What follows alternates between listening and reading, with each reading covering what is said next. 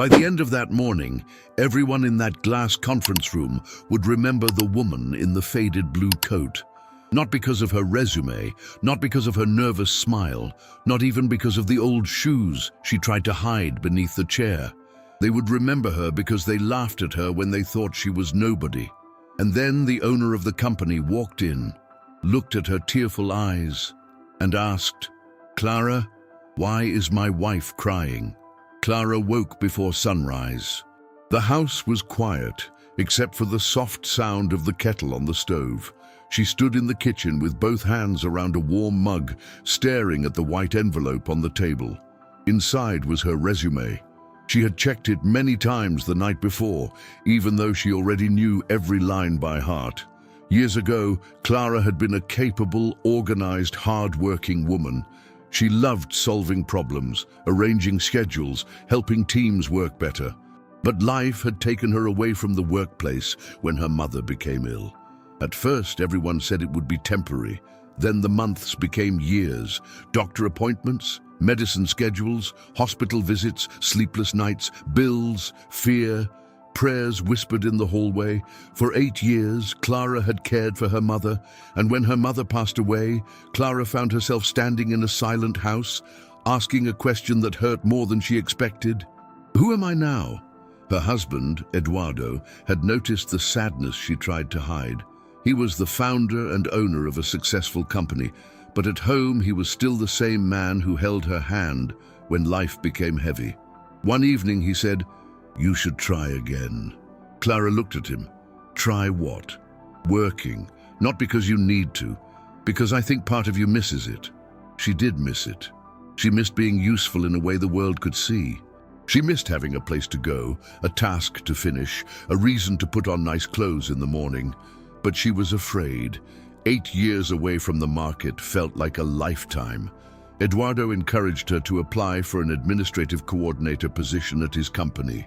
Clara agreed, but only under one condition. "No one can know I'm your wife." Eduardo frowned. "Clara, I mean it. I don't want special treatment. If they hire me, I want it to be because I earned it." He looked at her for a long moment, then nodded. "All right, I promise." That morning, as Clara prepared for the interview, she wore the best clothes she had. They were clean and carefully ironed, but they were old. Her blue coat had worn cuffs, and one button did not quite match the others. Eduardo saw her standing near the door and gently adjusted her collar. "You look beautiful," he said. Clara smiled sadly. "I look outdated. You look like the woman who helped me build everything I have." She looked down. "Wish me luck." "You don't need luck. Wish it anyway." He kissed her hand. "Good luck, my love." Clara took the bus to the company. The headquarters stood tall in the city, all glass, steel, and shining floors. Employees walked through the lobby with confidence, holding coffee cups and wearing expensive clothes. Clara stopped for a second before entering. She remembered when the company had been only a dream. She remembered Eduardo working at their kitchen table late into the night. She remembered packing boxes, answering calls, reading contracts, and telling him not to give up. But now the company looked like another world. At reception, Clara gave her name. "I'm here for the administrative coordinator interview." The receptionist looked at her coat, then at the screen. "Please sit. Someone will call you." Clara sat with her bag on her lap. Other candidates arrived after her. They were called before her. One woman wore a stylish beige coat. One man had a perfect navy suit. Another candidate carried a leather folder. Clara waited 30 minutes, then 40, then almost an hour. Finally, a man in a grey suit appeared. "Clara Mendez?" She stood quickly. "Yes, I'm Daniel, Senior Recruitment Manager. Come with me." His handshake was cold and quick. He led her into a glass conference room where 2 women were waiting. Vanessa, the HR director, and Paula, a younger analyst. Clara greeted them politely. Vanessa looked at the resume. There was a silence. The kind of silence that already has an opinion. "So, Clara," Vanessa said, "you haven't worked formally in 8 years." Clara nodded. "That's right. I was caring for my mother. She was very ill."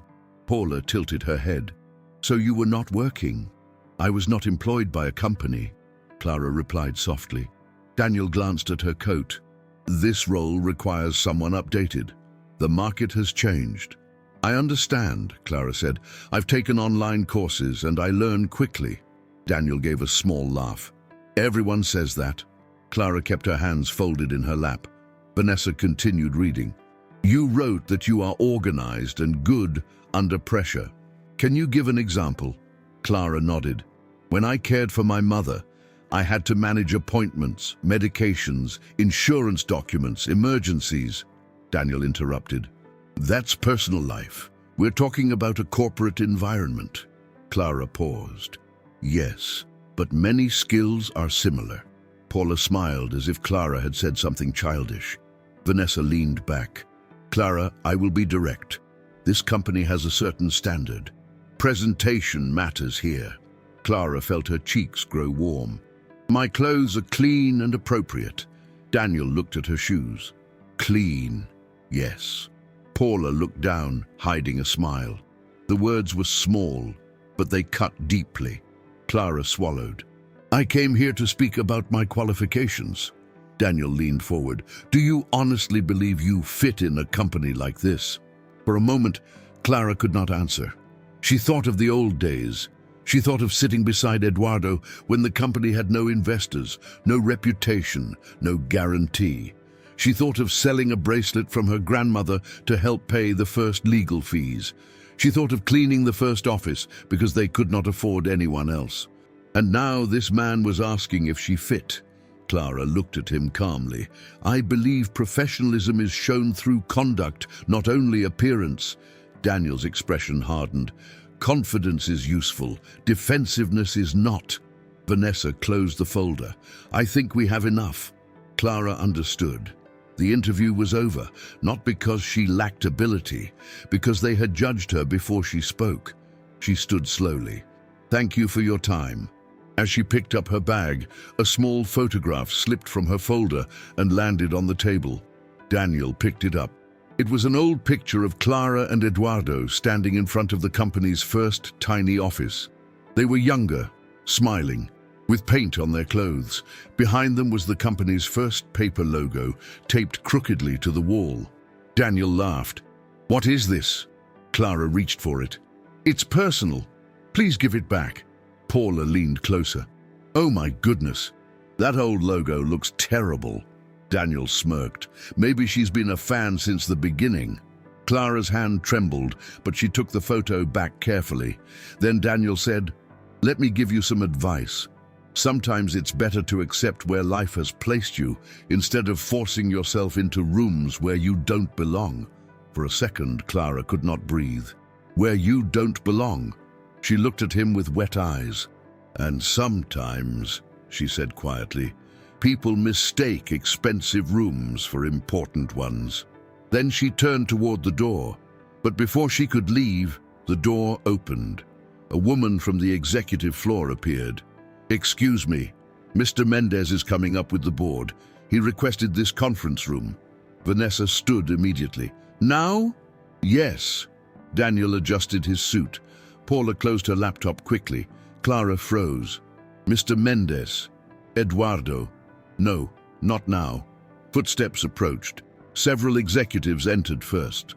Then Eduardo came in, holding a folder, speaking seriously to a board member. Then he saw Clara.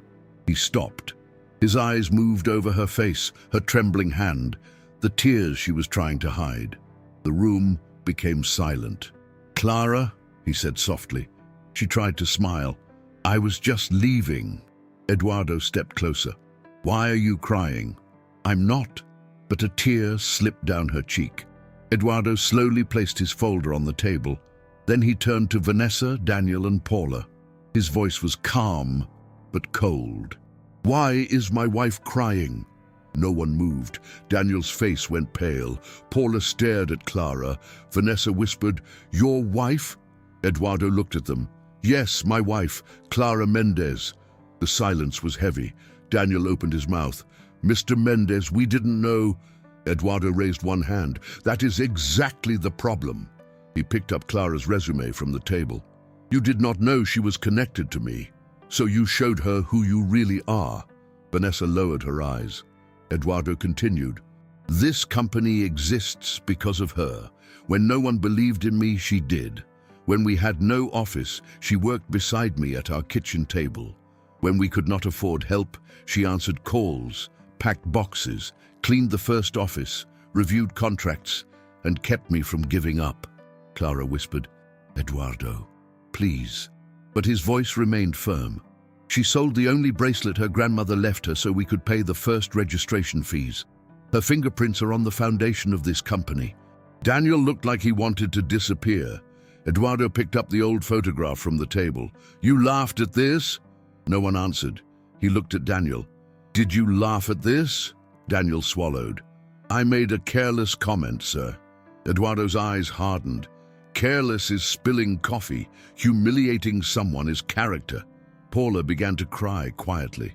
Vanessa said, "Mr. Mendez, I sincerely apologize. If we had known—" Eduardo interrupted. "If you had known she was my wife, you would have respected her. That means respect in this room depends on power, not humanity." Clara stood there hearing his words, but she did not feel joy. She did not want revenge. She wanted dignity. She wanted them to understand that she had been worthy of respect before they knew her last name mattered. Eduardo turned to her. "Clara, do you want to leave?" She looked at the door. Part of her wanted to run home, take off the blue coat and never return, but another part of her remembered why she had come. Not to be rescued, not to be announced as the owner's wife. She had come to find her voice again. So Clara took a breath and said, "No, I want to finish the interview." Everyone looked at her. Eduardo's face softened. "Are you sure?" "Yes." She sat down again. This time, the room felt different. Vanessa picked up her tablet with shaking hands. "Clara," she said quietly, "could you tell us more about your experience?" Clara looked at her. Then she spoke. She talked about her early career in administration. She talked about organizing schedules, solving problems, communicating with clients, and creating order in stressful situations. Then she spoke about caring for her mother. "At home," Clara said, "I managed doctors, medication, emergencies, insurance, transportation, and fear. I had to stay calm when someone I loved was confused and frightened. I had to make decisions with incomplete information. I had to notice small details because one mistake could become a crisis." She looked at Daniel. "That is pressure." Daniel lowered his eyes. Clara continued, "Software can be learned. Procedures can be learned. But patience, responsibility, attention, and respect for vulnerable people are not small skills." Nobody interrupted her. When she finished, Vanessa looked ashamed. "Thank you, Clara." Clara nodded. After the interview, Eduardo announced that the company would review its hiring practices immediately. He suspended Daniel pending investigation and ordered a full review of candidates rejected for vague reasons like poor fit or lack of polish. But Clara did not accept the job that day. She looked at Eduardo and said, "If I take it now, it will feel like pity. I don't want a position because people discovered who I am." Eduardo asked softly, "Then what do you want?" Clara looked around the room. "I want to help make sure this doesn't happen to someone else." And that was exactly what she did. In the weeks that followed, Clara began working with the company to change the interview process. She helped create new rules. Candidates would be evaluated by skills, not clothing. Career gaps would be discussed with respect, not suspicion. Caregiving, family responsibilities, migration, age, and difficult life paths would no longer be treated as stains on a resume. At first, some people resisted, but Clara did not shout. She asked questions. "Would you judge your mother this way? Does polished always mean capable? Are we hiring talent, or are we hiring people who already look like us?" Slowly, the company changed.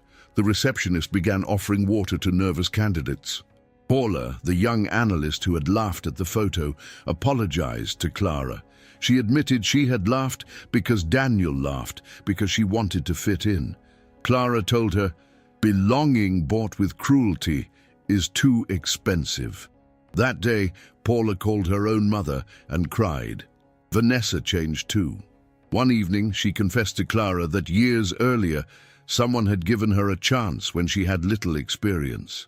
I became the kind of person who would have rejected my younger self, Vanessa said. Clara answered, then become different now. Months later, Clara was invited to speak to the whole company. She stood on stage wearing the same blue coat. Everyone noticed. She spoke about dignity, about invisible work, about mothers returning to the workforce, about people who are judged by accents, clothes, age, addresses, and fear. Then she said, "This coat is old. It was old on the day of my interview, and it is old today. But some people saw this coat and thought they knew my story. They did not see my grief. They did not see my strength. They did not see the years I spent caring for my mother. They did not see the part I played in building this company. They saw fabric and confused it with worth." The room was silent. Clara looked at the audience and said, "Never make someone prove they are human before you offer them dignity." The applause came slowly at first. Then everyone stood. Eduardo, sitting in the front row, wiped his eyes. Years passed, and the story of Clara's interview became part of the company's history. Not because she was the owner's wife. That was not the real lesson. The real lesson was that respect should never depend on finding out someone has power. Clara eventually accepted a permanent role, helping the company build a fairer workplace. In her office, she framed the old photograph of herself and Eduardo in front of the first tiny office. Below it, she placed a small message. Every beginning deserves to be remembered. And every time a nervous candidate entered the building wearing old clothes, worn shoes, or carrying a resume with gaps and scars, Clara made sure they were offered water, kindness, and a fair chance. Because she knew what it felt like to be judged before being known.